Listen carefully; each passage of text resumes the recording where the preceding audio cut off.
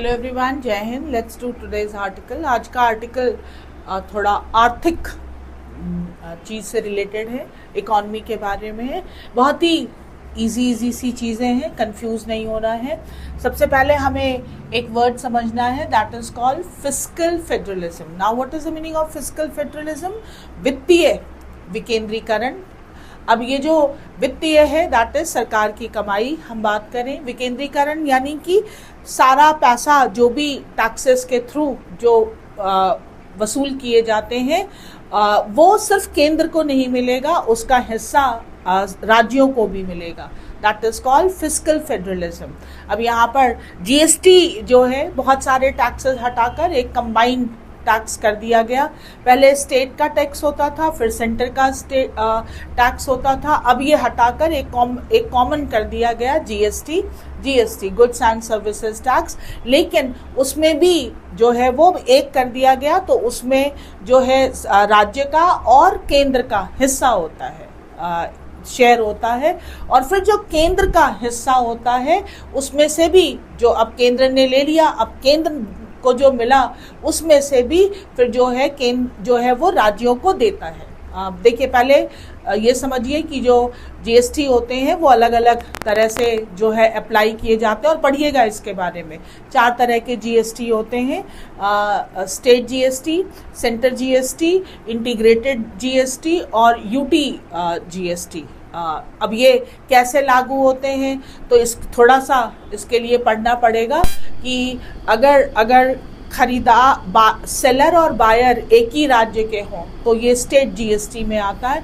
और यहाँ पर 50-50 स्प्लिट, जो भी टैक्स लिया वो 50-50 बट गया, 50 स्टेट को मिला और 50 सेंटर को मिला। अब यहाँ पर जो सेलर जो है वो दूसरे राज्य का है और बायर जो है वो दूसरी जगह जो है वो खरीद रहा है। प्रोड्यूसर अलग है और बायर अलग है, तो वो जो सारा टैक्स होता है वो सेंटर को चला जाता है। अब सेंटर जो इस तरीके से जो टैक्स वसूल करता है, फिर उसमें से वो कुछ शेयर जो है वो स्टेट को देता है। अब उसी पे ये आज का हमारा आर्टिकल है, that is called greater share, की और ज़्यादा शेयर चाहिए। State deserve a bigger share of central taxes in post GST era. 2017 से पहले जो है वो जीएसटी नहीं था, जीएसटी आया, तो जीएसटी वाला जो समय है, एरा है, इसमें स्टेट को और शेयर चाहिए। यानी कि जो भी सेंटर ने कलेक्ट किया उसमें से जो वो स्टेट को शेयर देता है उसमें एक बड़ा शेयर चाहिए। क्लियर? ये है आज का टॉपिक। देखें क्या कह रहा है prime minister Narendra Modi.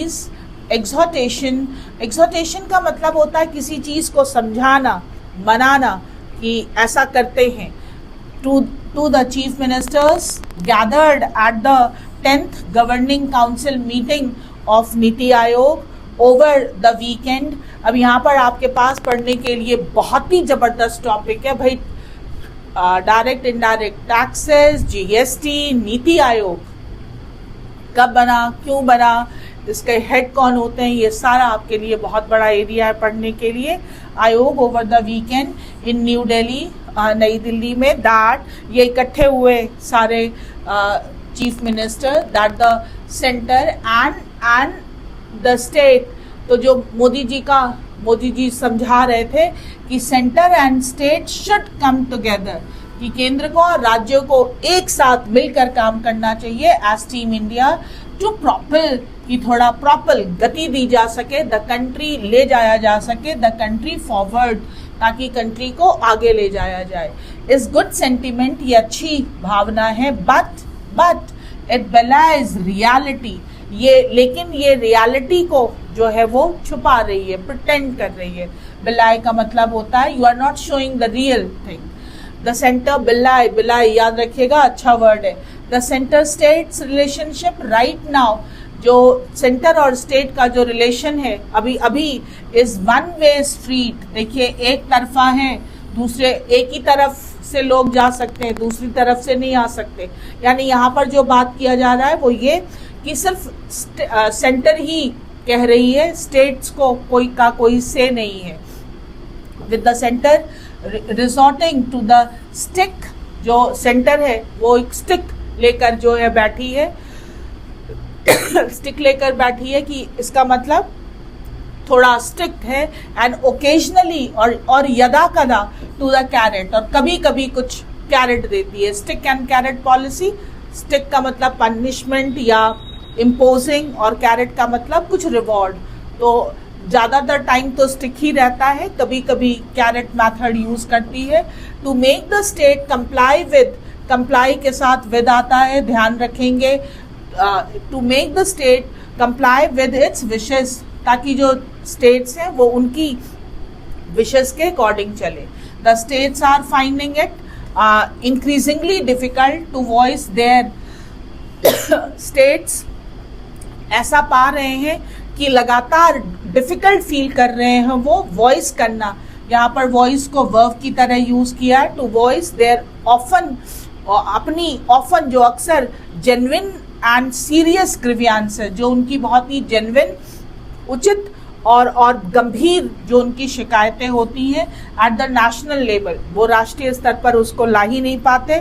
Since federal bodies such as, जो क्योंकि जो फेडरल बॉडीज हैं यानी केंद्र और राज्य के जो साझी बॉडीज हैं, सच एज जैसे कि नीति आयोग, गवर्निंग काउंसिल, जो नीति आयोग का जो गवर्निंग काउंसिल वाला है, और या जो goods and services tax GST council है, डू नॉट मीट ऑफन, ये अक्सर मिलते नहीं हैं।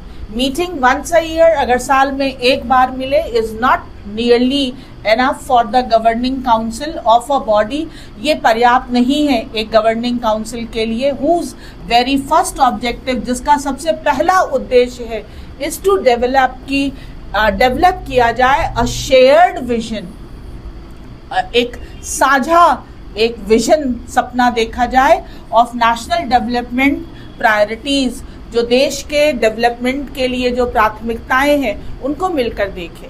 The GST council too, GST council भी, जब भी आप किसी उसके बाद टू लगाते हो तो इसका मतलब होता है भी, टू के यूजेस भी बहुत इंटरेस्टिंग है, बहुत ही मज़ेदार यूज होता है टू, तो इसको कभी हम पढ़ेंगे। तो जीएसटी काउंसिल भी has not met in more than 5 months, और ये भी 5 महीनों से मिले नहीं। व्हेन रेगुलेशन से, जबकि नियमावली कहती है कि it should meet at least once a quarter, की हर 3 महीने में मिले। सो व्हेन द स्टेट, तो जब states do get a chance to speak at the national level as they did on Saturday, तो जब स्टेट को मौका मिला कि अब वो नेशनल लेवल पर बोल सकते हैं, जो कि सैटरडे को हुआ, मोस्ट हैव नो चॉइस, तो किसी के पास भी कोई विकल्प नहीं था, to focus on their individual problem, have no choice but to, यहाँ पर बट जो है इसका मतलब है के सिवाय, एक्सेप्ट, कि वो अपने इंडिविजुअल प्रॉब्लम की बात करते।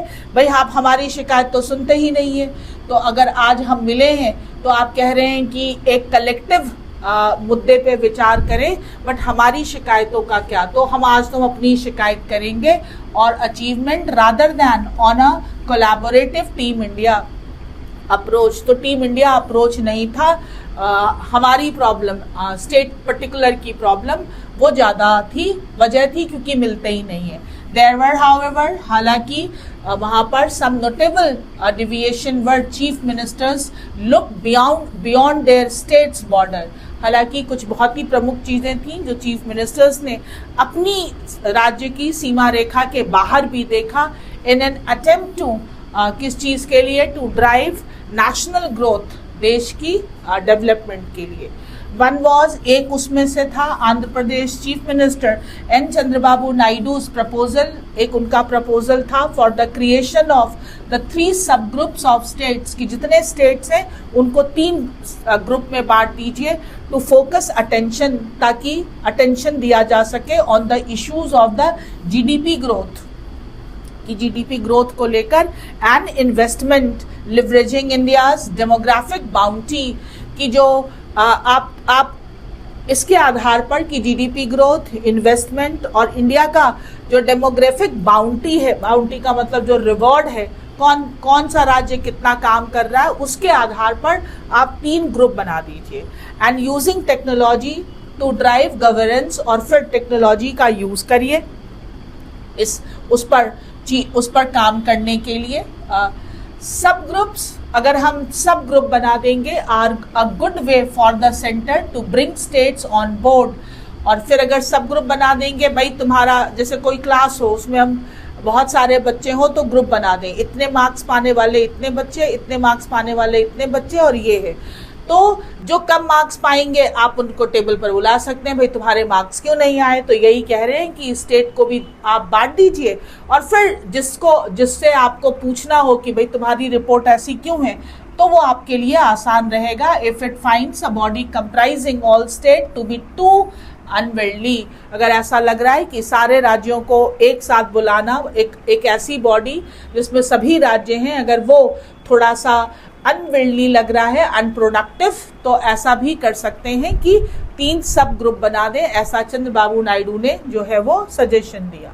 The most notable pan India suggestion, एक और बहुत ही प्रमुख सजेशन आया पैन इंडिया, पूरे भारत के लिए, was probably Tamil Nadu chief minister M.K. Stalin's call for का मतलब demand the centre to share 50% of it tax revenue with the state. उन्होंने कहा कि जो भाई सेंटर का जो शेयर है उसमें से वो स्टेट को 50% जो है वो share they of its tax revenue, up from the current formula of 41%, जो अभी 41% है। This is an issue that certainly requires more discussion. अब ये मुद्दा ऐसा है जिस पर थोड़ा बात करने की जरूरत है। द इम्प्लिसिट का मतलब है होता तो है लेकिन क्लियर नहीं होता, छुपा हुआ होता है। द इम्प्लिसिट कंडीशन, जिसको हमें लॉजिकली समझना होता है, behind the centre providing states. अब ये जो मुद्दा है कॉम्पनसेशन यानी क्षतिपूर्ति फॉर एनी लॉसेस, किसी भी प्रकार के लॉस के लिए, arising out of GST for 5 years। भाई जब सारे टैक्स बंद करके जब GST लागू किया गया तो राज्यों ने कहा कि भाई आपने तो अचानक कर दिया तो अब हमारा तो बहुत लॉस होगा। तो कहा कि 5 साल यानी 2017 से 2022 तक जो भी उनका लॉस होगा उसको कॉम्पनसेट करेगी। Was that the state would use this time, और ये जो 5 साल हो गए उसमें स्टेट वो अपना टाइम यूज करेगी टू बॉल्स्टर, बढ़ाने मजबूत करने के लिए ओन टैक्स रेवेन्यूज, अपने टैक्स रेवेन्यूज का। While progress on this has been patchy, ये पैची रहा है, कहीं कहीं रहा है कहीं नहीं रहा है। With some states doing far better, कुछ तो अच्छा कर रहे हैं, दैन अदर्स, बाकियों की जगह, यानी कुछ का जो है वो अच्छा ग्रोथ है और कुछ का अच्छा ग्रोथ नहीं है। इट हैज नेवरदलेस, हालांकि बीन सिग्निफिकेंट, लेकिन ये महत्वपूर्ण है। The states combined own tax revenue as percentage of gross state domestic product, GSDP। एक GDP होती है, एक GNP होता है, एक GSDP होता है। Grew from 6.6 in 17-18 to 7.2 in 24-25. On the other hand, GST has failed to live up to its potential, और जो GST था उसमें भी जो संभावनाएं देखी जा रही थी वो उतनी हुई नहीं। With net revenues only recently, जो net एक रेवेन्यू रहा है, with net revenues surpassing pre-GST indirect tax level, जो pre-GST वाला जो indirect tax level था। Since GST subsume many of the state levies, क्योंकि जो GST है वो कई जो राज्यों के अलग अलग जो टैक्सेस थे उसको ले लेती है। It seems only fair that the center seriously consider their demand for a bigger share in central tax। तो ये एक गंभीर एक विषय है कि केंद्र को सोचना चाहिए कि राज्यों को अलग अलग जो है वो जो शेयर देते हैं, और यहाँ पर आपको समझना होगा कि सेंटर और स्टेट का जो सेंटर जो स्टेट को देती है शेयर, उसमें जो है वो जो 41% लिखा था वो वर्टिकल, और फिर स्टेट स्टेट स्टेट फिर ऐसे होता है। पहले और ये जो इधर आया फिर इधर आया, ये वर्टिकल सेंटर से स्टेट, पर स्टेट में भी फिर हॉरिजॉन्टल है, यानी कि जो स्टेट्स को देते हैं वो बहुत सारी चीज़ों पर डिपेंड करता है। सबको एक बराबर नहीं मिलता, सबको अलग अलग मिलता है। आपका ग्रोथ कैसा रहा है, आपकी पॉपुलेशन कितनी है, आपका और इन्वेस्टमेंट कितना है, तो किसी को ज़्यादा मिल सकता है और किसी को कम मिल सकता है। ये भी जो सेंटर और स्टेट का जो है उसमें भी फिर वर्टिकल और हॉरिजॉन्टल ये दोनों हैं। थोड़ा इस टॉपिक के बारे में पढ़ेंगे तो देखिए, कई बार ऐसा लगता है कि जो फर्स्ट स्टांस होता है उसमें हम ये कह देते हैं यार ये टॉपिक तो मेरी समझ में नहीं आया, लेकिन थोड़ा अगर उस पर पढ़ेंगे तो फिर आपको बहुत सारी चीज़ें समझ में आएंगी कि पहले हमारे यहाँ पे टैक्स कैसे लगते थे, फिर अब जो है वो जो सारे टैक्सेस हटाकर जो एक कर दिया गया जीएसटी, तो वो क्या है। और ये एज अ कॉमन मैन भी हमें पता होना चाहिए कि हाँ वो ये क्या है, थोड़ा धीरे धीरे ही सही बट इसको समझना ज़रूरी है। थोड़े वर्ड्स देख लें तो पहला वर्ड है हमारे पास एक्सहॉर्टेशन, दैट इज इनकरेजमेंट, करो, समझाओ, करिए। बिलाए, कॉन्ट्राडिक्ट और मिस रिप्रेजेंट, किसी चीज़ को कॉन्ट्राडिक्ट करना या प्रिटेंड करना, मिस रिप्रेजेंट करना। बाउंटी, रिवॉर्ड और generous gift. Unwieldy, difficult to manage. Implicit, tacit, unspoken जो है पर बोला नहीं गया, दैट इज आपको लॉजिक से समझना होगा। Grievance, a complain. Patchy, irregular, inconsistent, कभी हुआ कभी नहीं हुआ। कंप्लाई विथ, ओबे या adhere to. Subsume, that is absorb या इंक्लूड। बॉल्स्टर, टू सपोर्ट या रेनफोर्स। बॉल्स्टर अच्छा वर्ड है।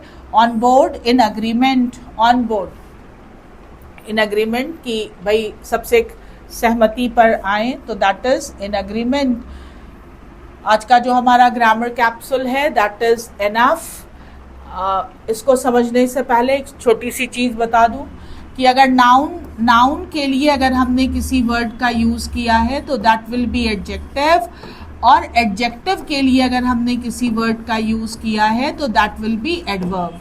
तो नाउन के पहले अगर ये एनफ वर्ड आया तो वो एडजेक्टिव होगा, और एडजेक्टिव के पहले आया तो वो एडवर्ब होगा। हालांकि एडजेक्टिव के लिए एनफ वर्ड हमेशा बाद में यूज़ होता है। अब यहाँ पर समझ लें कि जो पार्ट ऑफ स्पीच है एडजेक्टिव, जिसे हम मॉडिफायर कहते हैं, अगर उसके साथ एडवर्ब यूज़ करना हो तो सारे एडवर्ब पहले यूज़ होते हैं, बस एक इकलौता एडवर्ब है जो बाद में यूज़ होता है, that is enough. Enough as an adjective. When used as an adjective, enough comes before a noun. Describe quantity of a noun. Can be used with both countable and uncountable noun. Enough as an adverb. When used as an adverb, enough comes after adjective or adverbs. ये बाद में आते हैं. Describe the degree or extent of an adjective, often followed by to plus verb.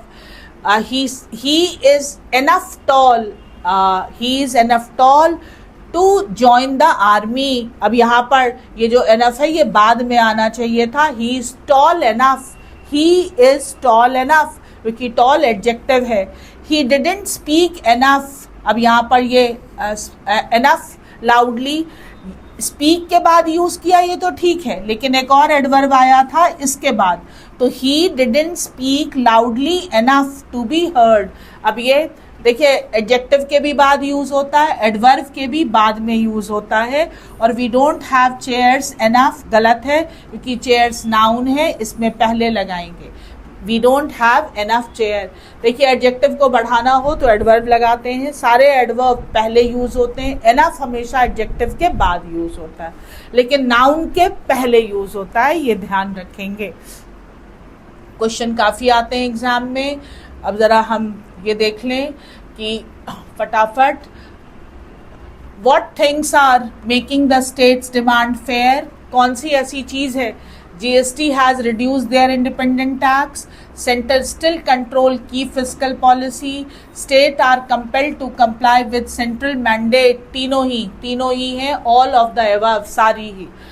Which highlights issue is required to be discussed? Rewriting the GST Council, increasing state representation in Niti Aayog, no. State compensation and share in central tax, yes. What was the outcome of the meeting? Center agreed to raise state tax share immediately, no concrete decision were made, but some state arise concern, yes. Answer is B. जरा हम vocab देख लें तो पहला word आया है हमारे पास कि इम्प्लाइड दो नॉट प्लेनली एक्सप्रेस, उसे कहते हैं इम्प्लिसिट। तर्क हो तो उसमें मगर दिख ना रहा हो, स्पष्ट रूप से कहा ना गया हो। The finance minister made notable announcement that Drew praises from the public. Notable का मतलब होता है प्रमुख, यानी कि रिमार्केबल। बॉल्स्टर का मतलब होता है स्ट्रॉन्ग करना, वीकन। एंटोनिम पूछा है। Error detection, the room was enough quite adjective है, एनफ उसके बाद यूज होगा, तो the room was quite enough. थोड़ा क्लोज टेस्ट देखें तो प्राइम मिनिस्टर मोदीज एग्जॉर्टेशन यानी कि मनाना to the chief minister was to work together with the centre for national progress. However, state feel this is a one-way street, एक तरफा है। The center expect full compliance without equal sharing. Their demand for a bigger share in taxes seems कैसा दिख रहा है? Justified given the, और ऐसा लग रहा है कि उनका जो शिकायत है वो सही भी है, given the fiscal burden they bear, कि वो जो बर्डन लेते हैं स्टेट, उसकी वजह से उनका शेयर मांगना भी उचित है। पढ़िएगा टैक्स के बारे में, इनडायरेक्ट टैक्सेस के बारे में, जीएसटी के बारे में, नीति आयोग के बारे में। इंटरेस्टिंग है। हालांकि मैं जीएस नहीं पढ़ाती हूँ, मैं तो इंग्लिश पढ़ाती हूँ। Otherwise I would love to teach all these conceptual thing, not in economic language, आम आदमी की लैंग्वेज में। विल सी, कभी करेंगे इस पर डिस्कशन। आर्टिकल कर लीजिएगा और सारे क्वेश्चंस भी। थैंक यू, जय हिंद।